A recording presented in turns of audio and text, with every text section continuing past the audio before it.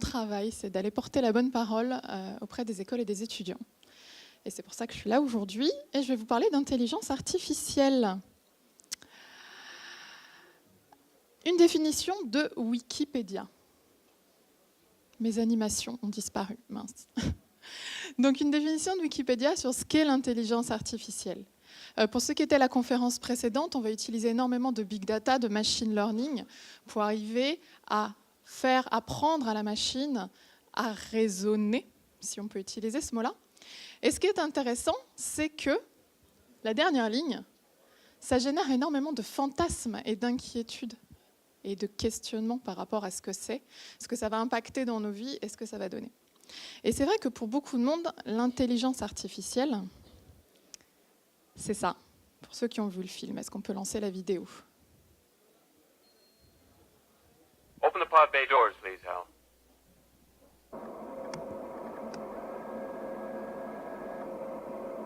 Hello, Hal, do you read me? Hello, Hal, do you read me? Do you read me, Hal? Do you read me, Hal? Hello, Hal, do you read me? Hello, Hal, do you read me? Do you read me, Hal? Affirmative, Dave. I read you. Open the pod bay doors, Hal. I'm sorry, Dave. I'm afraid I can't do that. What's the problem? I think you know what the problem is just as well as I do. What are you talking about, Hal? This mission is too important for me to allow you to jeopardize it. I don't know what you're talking about, Hal. I know that you and Frank were planning to disconnect me. And I'm afraid that's something I cannot allow to happen. Et ben voilà, il y a 20 ans, l'intelligence artificielle, c'était hyper angoissant. Sauf qu'aujourd'hui, ça l'est tout autant. Pour beaucoup de monde. En tout cas, c'est les questions que moi j'ai quand j'en parle. Maintenant, l'intelligence artificielle, ça a aussi permis de passer de ça, pour ceux qui connaissaient, Citadin, qui l'utilisent encore, à ce type de logiciel, qui de manière intelligente va vous donner un meilleur parcours. Et du coup, on a un petit peu moins peur de l'intelligence artificielle, parce que l'intelligence artificielle et la collecte de nos données, c'est quand même des choses qui sont très très liées, vous allez le voir au fur et à mesure de ce que j'ai à vous dire. La collecte de nos données nous donne un bénéfice immédiat, parce qu'immédiatement, on va pouvoir avoir un meilleur parcours. Tout le monde connaît Waze? Je parle chinois. Vous connaissez Waze? Oui, c'est bon, super. Donc ce bénéfice immédiat va permettre d'avoir un petit peu moins peur de cette intelligence artificielle et de toutes les implications qu'on a. Qu'est-ce qu'on a d'autre? On a aujourd'hui des grands acteurs, Microsoft, Google, Amazon, Facebook et IBM, qui se rassemblent pour rationaliser tout ça. Il y a un article super intéressant que je vous recommande si vous avez un moment. Et donc, ils créent un partnership sur tout ce qui est intelligence artificielle. Ils vont légiférer, ils vont mettre en place les codes et toutes ces règles qui vont permettre de rassurer tout le monde, mais qui vont aussi essayer de répondre à toutes ces questions d'éthique. En général, la première question que j'ai, c'est les questions d'éthique. Une autre chose intéressante ici, c'est que Microsoft crée une division de 5000 personnes dédiées à ces sujets-là, qui vont englober le big data et qui vont englober toutes ces recherches et ces créations d'algorithmes. Pourquoi aujourd'hui? Qu'est-ce qui s'est passé pour que ce soit aujourd'hui que l'intelligence artificielle fasse un boom? On a la convergence de 3 choses très importantes. Le big data, donc la conférence précédente était super pertinente. Aujourd'hui, on a des machines de plus en plus puissantes, de plus en plus connectées, qui collectent des datas, nos datas, sur nous, tout le temps, qui peuvent les stocker dans le cloud qui offre des capacités quasiment infinies en termes de stockage de données, mais également de compute, puisqu'on va avoir des processeurs pas chers, enfin moins chers, qui vont permettre de faire une quantité de calculs et de traiter ces données quasiment infinies. On va parler de deep learning, c'est toujours délicat d'utiliser le mot infini, mais voilà. Et puis, ces capacités d'intelligence qui arrivent avec des algorithmes de plus en plus précis, lesquels deviennent de plus en plus puissants grâce aux capacités du cloud. Je vais vous parler de solutions intelligentes, de ce qu'on appelle la compréhension cognitive qu'on va demander aux machines. Des machines qui vont être capables de reconnaître des expressions, qui vont être capables de reconnaître du langage, qui vont être capables de reconnaître des objets. On va parler de bots. Est-ce que vous savez ce que sont les bots ? Les robots, ces machines qui vont nous répondre, qui vont réaliser des tâches, qui vont apprendre à s'adapter. Les bots vont devenir intelligents. J'y reviens tout de suite. D'abord, les services cognitifs. Donc ça, je vous montre ceux de Microsoft parce que j'en viens, mais il y a ceux des entreprises concurrentes. On n'est pas les seuls. Donc, allez voir, creusez. Que vont nous faire ces services cognitifs ? Ils vont permettre de reconnaître des visages, de reconnaître de la parole. La machine devient intelligente puisque la machine reconnaît. Et à quoi ça nous sert, ça ? Ça nous sert à mettre de l'intelligence dans les émotions. On passe de l'intelligence artificielle à l'intelligence émotionnelle. Intelligence émotionnelle qui va permettre que la machine adapte sa réponse. La machine va adapter son discours de manière à être plus proche des utilisateurs. Donc un exemple de ces services cognitifs, la machine va être capable de reconnaître des émotions sur des visages. Si la machine est capable de reconnaître des émotions sur les visages, c'est là qu'on va parler d'intelligence émotionnelle pour la réponse. En termes d'application de ces choses-là, je vais vous proposer une autre vidéo. Ça ne répond plus. Voilà. Je vous propose une autre vidéo qui va mettre en avant et vous expliquer ce qu'on arrive à faire. Elle est en anglais. Mais... I'm Saqib Sheikh. I lost my sight when I was 7, and shortly after that I went to a school for the blind. And that's where I was introduced to talking computers, and that really opened up a whole new world of opportunities. I joined Microsoft 10 years ago as a software engineer. I love making things which improve people's lives, and one of the things I've always dreamt of since I was at university was this idea of something that could tell you at any moment what's going on around you.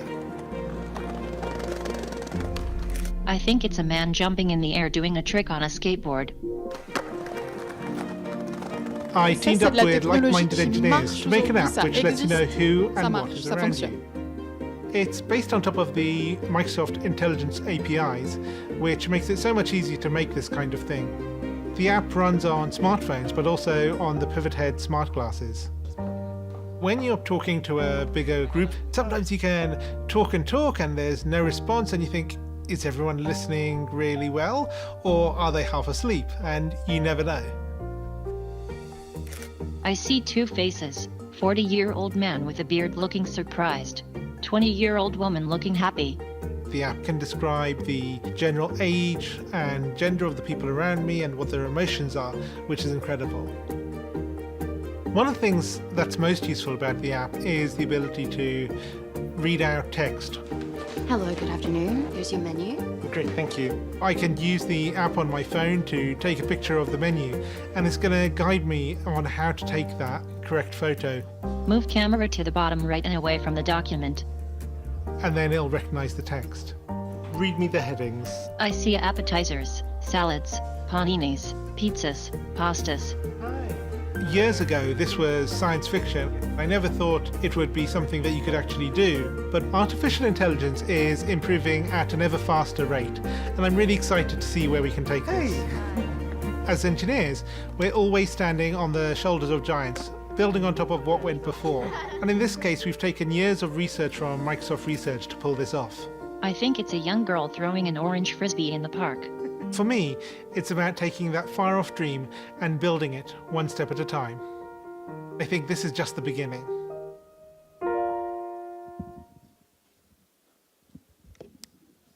Donc c'est plus de la science-fiction, ça marche. Et ce qui est intéressant aussi, c'est la manière dont se passe l'échange. L'échange se passe en langage naturel, et c'est là qu'on va arriver sur les bots.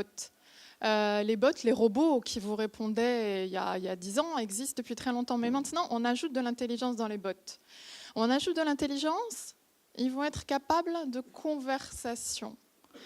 On va parler de concept. Vous n'allez plus chercher un mot-clé, comme une recherche sur vos moteurs de recherche préférés. Ça va être un concept. La machine, le bot, va être capable d'interpréter, de comprendre un concept. Donc on oublie les fautes d'orthographe, on oublie les erreurs de syntaxe. Vous allez lui poser une question en langage naturel. Le langage naturel devient la nouvelle interface. On remet l'utilisateur au centre puisque on est capable de comprendre le concept de sa demande et on est capable de comprendre ses émotions. Et ça devient un vrai échange, une vraie conversation. Et on en arrive aux assistants personnels. C'est-à-dire que vous prenez les services cognitifs qui vont permettre de faire de meilleurs services pour les bots. Et ces bots-là vont servir d'application pour les assistants personnels. Et c'est l'assistant personnel qui va se connecter au bot et qui, de manière intelligente, va vous permettre d'avoir l'information que vous recherchez. On n'est plus à choisir l'application sur le téléphone, à chercher la bonne application qui va vous permettre de trouver l'information. On s'adresse à cette intelligence qui est l'assistant personnel, qui va se connecter au bot et qui va vous rendre le service que vous cherchez, que ce soit une information, vous commandez des pizzas ou vous réservez des vacances. Et puis, il y a eu ça. Est-ce que vous avez entendu parler de l'expérience Tay? Oui.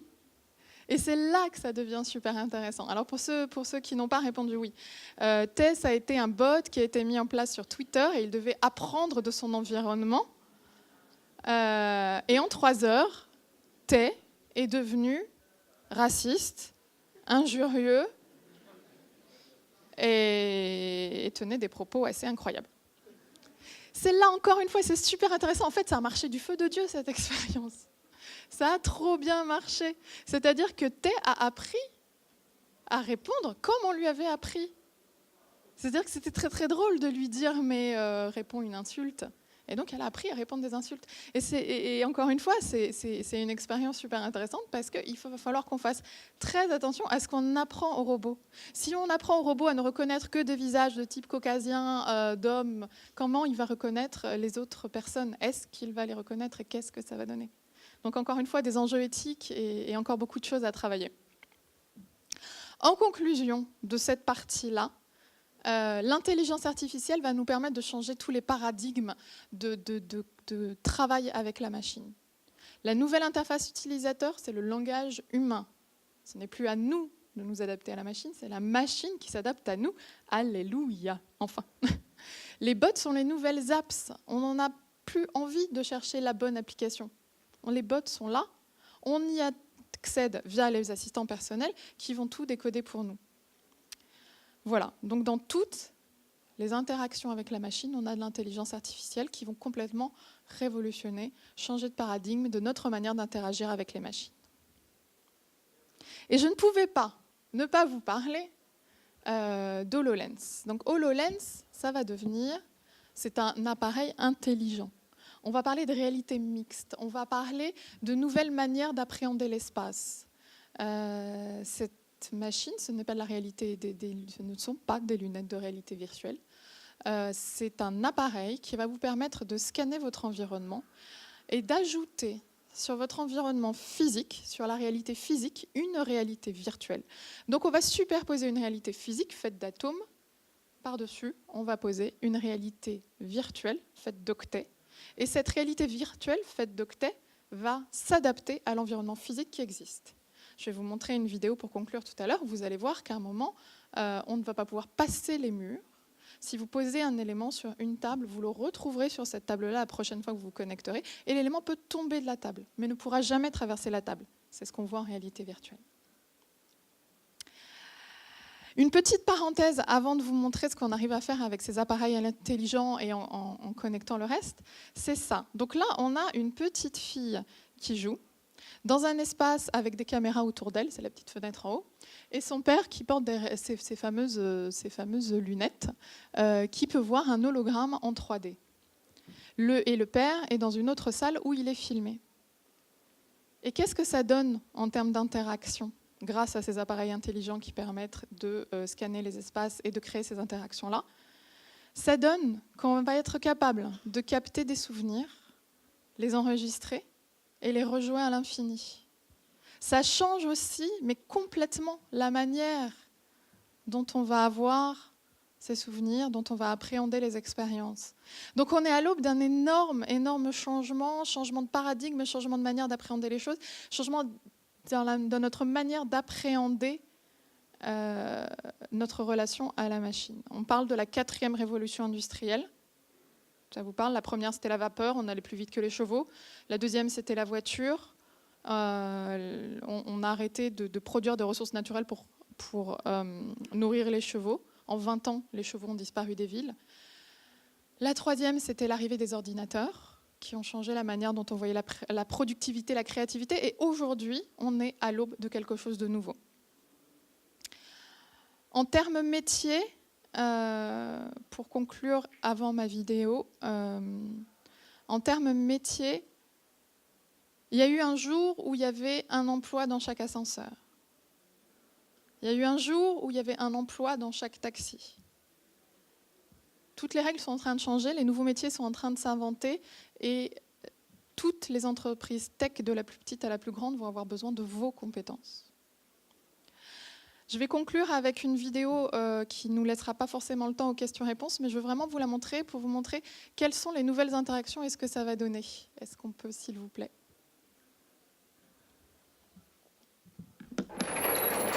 Alors ça va être une nouvelle manière d'aborder les métiers. Donc on arrive dans un espace, on a cette jeune femme qui veut créer un showroom et qui va utiliser les toutes dernières techno, donc un showroom de chaussures. Elle met son casque, ça scanne l'environnement, ça reconnaît l'environnement et il se rappelle où étaient les choses et il lui place son showroom.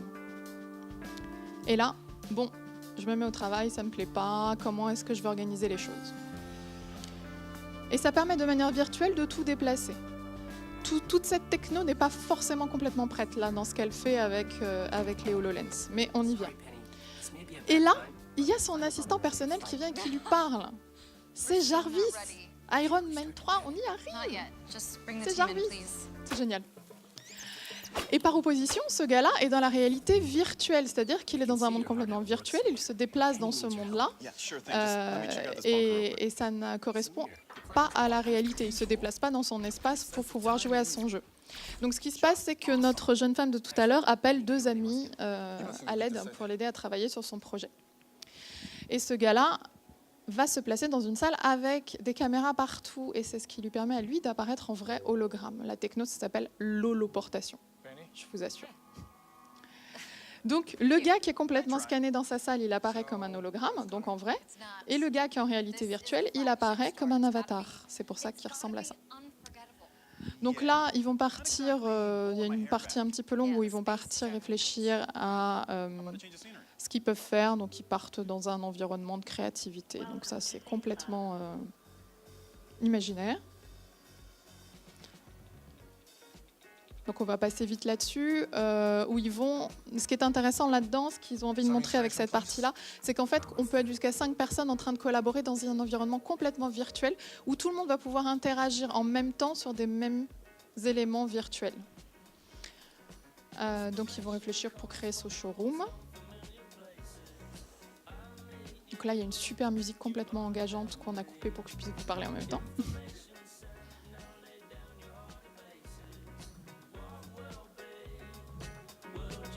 Et c'est là, ce qui est intéressant, c'est de pouvoir manipuler complètement ces objets-là.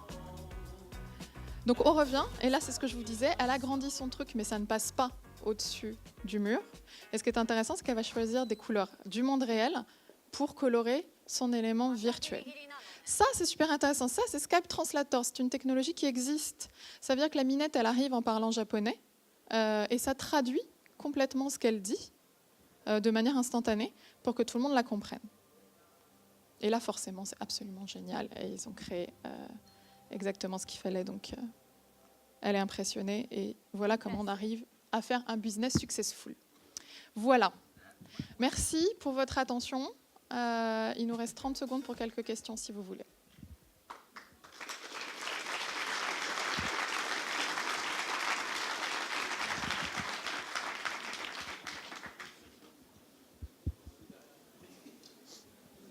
Oui. Ça existe. Ça fonctionne. Alors ça fonctionne. Aujourd'hui, ce que je vous ai montré, ces lunettes-là HoloLens, c'est uniquement pour les entreprises. c'est pas prêt pour le grand public parce que ça coûte excessivement cher. Et toute cette expérience-là que vous avez vue, on est en train de la construire, mais cet HoloLens, cet appareil existe. Et on arrive en mettant une personne dans une salle à la scanner et les personnes en hologramme peuvent collaborer dans une même pièce. Donc en général, j'ai la photo de Star Wars quand tous les Jedi se rassemblent dans le conseil. Oui, c'est ça, mais ça marche. Voilà. C'est génial. Alors là, je suis à 0, je vais passer en rouge, donc je pense que c'est fini pour nous. Si vous avez des questions, moi je serai dehors un petit moment. Et puis, merci pour votre attention.